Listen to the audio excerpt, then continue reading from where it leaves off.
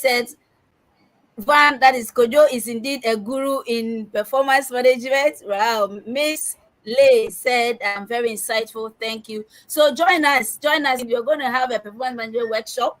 Very fine details will be discussed there. Kojo will take you through the step-by-step process. You will build your own performance management system that will be workable within your organization. Kojo, so let's go through the process. Take us through a typical performance management process.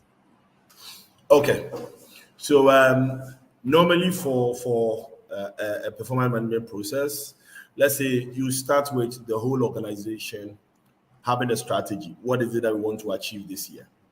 It's always important that what every individual does is connected to what the top wants to do. So that's where it starts from. Now, once everybody knows, or once the organization has set what they want to do, every department or every division, depending on how your organization is structured, will pick which portion belongs to you or which portion applies to you. So from that point, you start with certain objectives for each team member, and that's the KPI setting, where you're supposed to tell people what they are supposed to do. And that's the important thing about KPI, what they are supposed to do, when they are supposed to do it, and how they are supposed to do it. The difference between a KPI and a job description is that a job description only tells you what you're supposed to do. So job description will tell you that you are expected to come to work every day. KPI will tell you that come to work every day. When am I supposed to come? At 8 a.m. And what am I supposed to wear to come to work? Come to work in a suit and tie. And that's the difference between a KPI and the job description. The job description just tells you come to work, or you're expected to come to work. You're expected to do A, B, and C. But KPI breaks it down to let you know what you're supposed to do, when you're supposed to do it, and how you're supposed to do it. So first you set the KPI. Now when you set the KPI, you meet and discuss with the person that the KPI applies to. Make sure the person understands what is expected of him or her. At this stage, you need to let the person understand that what is it that you expect of every deliverable that you would use or you would count as work being done. The most dangerous thing is for you to have a deliverable that you, the one giving the deliverable, have a different expectation. And the person who is supposed to deliver also has a different expectation. So I'm telling you to come to work. You are thinking it's 9 o'clock. I'm thinking it's 8 o'clock. At the time when it gets to the time of appraisal, we would have a confusion and there will be no agreement at that point. So it's important from day one, every clarification is done for everybody to understand what is expected. Then both of you sign the document and it's on file. Now, the next step would be to have periodic reviews.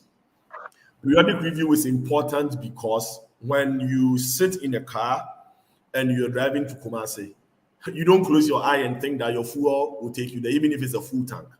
Along the way, you still glance at your fuel gauge to make sure that what is left, do you need to top up? Do you need to keep the same fuel because it can take you to Kumasi? You look at your temperature gauge to make sure that the temperature in the car is good. It's not above the required. You do all those checks. And that is the same check we do with performance management.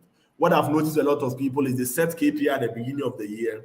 Within the year, there's no periodic review. They wait at the end of the year and they are telling you, well, in January, you made a certain mistake. And so I'm penalizing you in December. If you had told the person in January he made a mistake, in February, he would have corrected. If you had, or maybe the person even didn't have a better understanding of what you expected of him or her. And so periodic reviews are important. You can do quarterly periodic, you can do half-yearly periodic, you can do monthly periodic, depending on the competence of the person you are evaluating. But it's important that you do periodic review and give feedback for them to know that, okay, the way you're going, if you go the same way, we'll end the year on a good note. If you don't go the same way, if you change, this will happen. If you maintain how you're going, you might not be able to achieve. Now, and after that, and the person is doing the work, they're supposed to have your appraisal proper. Now, the appraisal should be done in two ways. The person needs to self-appraise and then now bring to you for you to discuss. So for me, that you give me the KPI, I need to appraise myself and ask, per my own judgment, how did I perform? Then after that, I'll bring it to my line manager and then we discuss. My line manager will tell me where he agrees or disagrees, and then we sign it off. To avoid instances where people can victimize others, it's always important to have a neutral body. So a consistency committee or a consistency team made up of different heads of departments from different sectors who would have to sit and validate what you've done, just to make sure that the basis which was used in doing my evaluation in HR is the same that somebody in finance, somebody in administration used.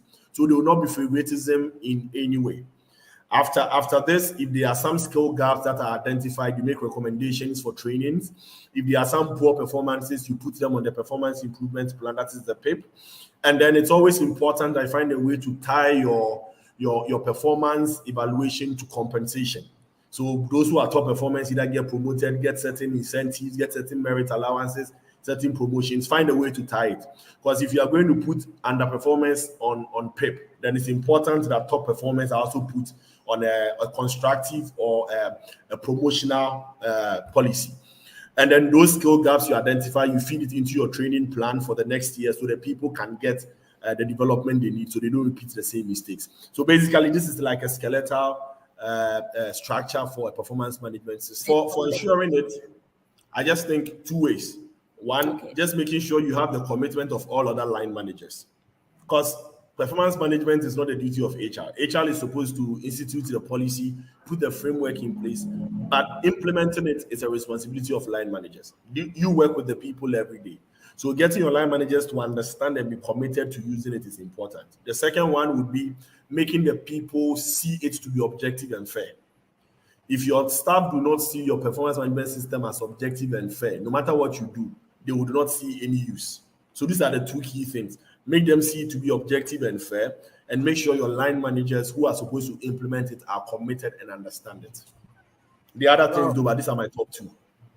Great. Thank you. Michael says Kojo is top class. It is a privilege to participate in any training that Kojo is resource person because you will come out of that training with a lot of insights that will take you to the next level in your job. Thank you, Michael. Thank you. So my final words, aside what you just said regards to they signing up for the training, is that let's take performance management serious. It's something. I mean, we keep saying that what is not measured is not done well. So it's important that we take performance management very serious, especially from the point of setting the objectives or the OKRs for people to achieve. And so, yes, if you want to hear more, join us. I'm sure Patricia would mention the date again. Join us and let's have a discussion on how to actually be practical with the putting together of a PMS. Thank you.